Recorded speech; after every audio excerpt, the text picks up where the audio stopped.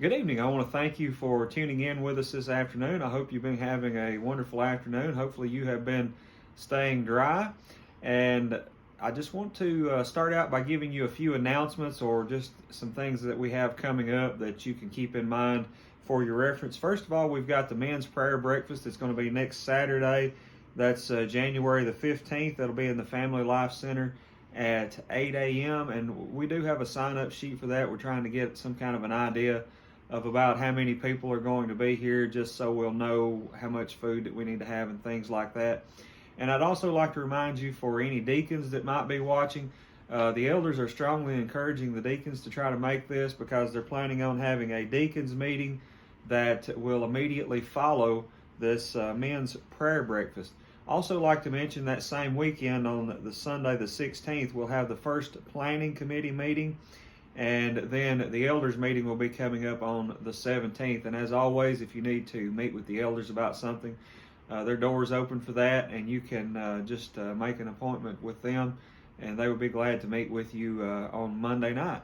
So those are some things that we have coming up, some things that you might want to keep in mind and keep reference of and be planning for. Now, as far as the devotional thought goes for this evening, I was looking at some things that happened in history, and there were several things that were striking to me. But one of the things was that Christopher Columbus actually saw some manatee and mistook those for mermaids. And I'm just going to read you this little article to kind of give you the background of what went on there. It was on January the 9th, so this day in 1493, explorer Christopher Columbus, sailing near the Dominican Republic, sees three mermaids, in reality manatees, and describes them as not half as beautiful as they are painted. 6 months earlier, Columbus set off from Spain across the Atlantic Ocean with the Nina, the Pinta, and the Santa Maria, hoping to find a western trade route to Asia. Instead, his voyage, the first of four he would make, led him to the Americas, or the New World.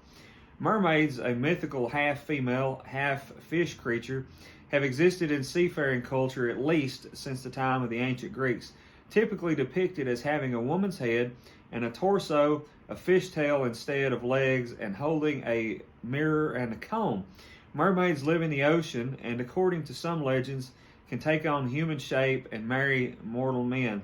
Mermaids are closely linked to sirens, another folklore figure, part woman, part bird, who live on the islands and sing seductive songs to lure sailors to their deaths.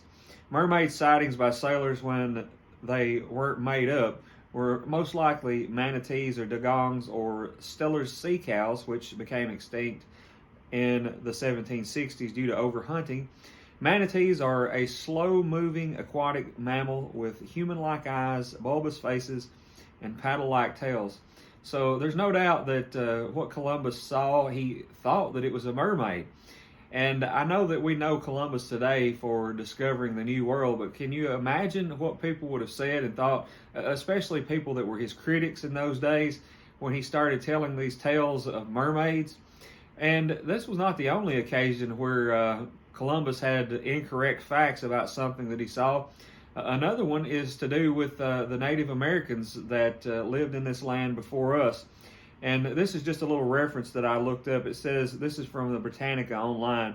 The term American Indian is often used to refer to the indigenous cultures of the Western Hemisphere in general. Its constituent parts were in use from at least the early 16th century. The word Indian came to be used because Christopher Columbus repeatedly expressed the mistaken belief that he had reached the shores of South Asia. Convinced he was correct, Columbus fostered the use of the term Indios, originally person from the Indus Valley, to refer to the peoples of the so-called New World. So you see, Columbus, I'm sure in both of these cases, he had a strong belief in what he was saying and what he was telling people, but his beliefs were not based on facts. Now, we have to be careful about that. That can get us in trouble, especially when it comes to religious matters. Paul is one in the Bible that comes to mind that had some incorrect beliefs, and they were just simply not based on current facts. If you think about what Paul said in Acts chapter 23 and verse 1, he said, "Men and brethren, I have lived in all good conscience before God until this day." So the reason that Paul was able to say that, you think, well, he was there when Stephen was being stoned. He talks about giving his consent to that. Christians being dragged out of their houses, causing havoc for the church. And you might think, well, how could he say that he lived in good conscience? Well, that's because he believed what he was doing to be correct. But again, it was not based on the current facts.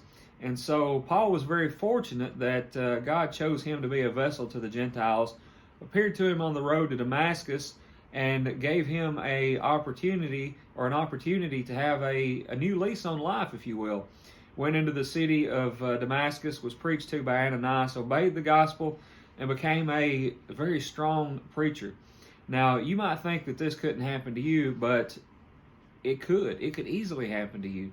You could believe something to be true because someone that you have highly respected has told you a certain thing many times through your life, or because you've just heard a thing to be true. Well, my challenge for myself and for you as we go into this next week and as we start off this year, oftentimes we set out to read and to study the Bible.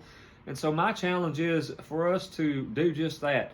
Not just to read the Bible, but to study the Bible and to know what the facts are so that the things that we believe and the things that we've heard and believe to be true, that we can confirm those things and we can base those things on facts, and we can make sure that we are living our lives not just by what something inside of us is saying to us or because of something we've heard, but because we've read it, because we know it to be true, and because we can offer that same proof up to all those who ask, always ready to give a defense to those who ask with meekness and fear. Friends, I just pray that you'll take these thoughts, let them be applied to your life, study God's Word, know why you're doing the things that you do, and be able to share those things with others as well. I just want to thank you once again for tuning in. I pray that you have a blessed week.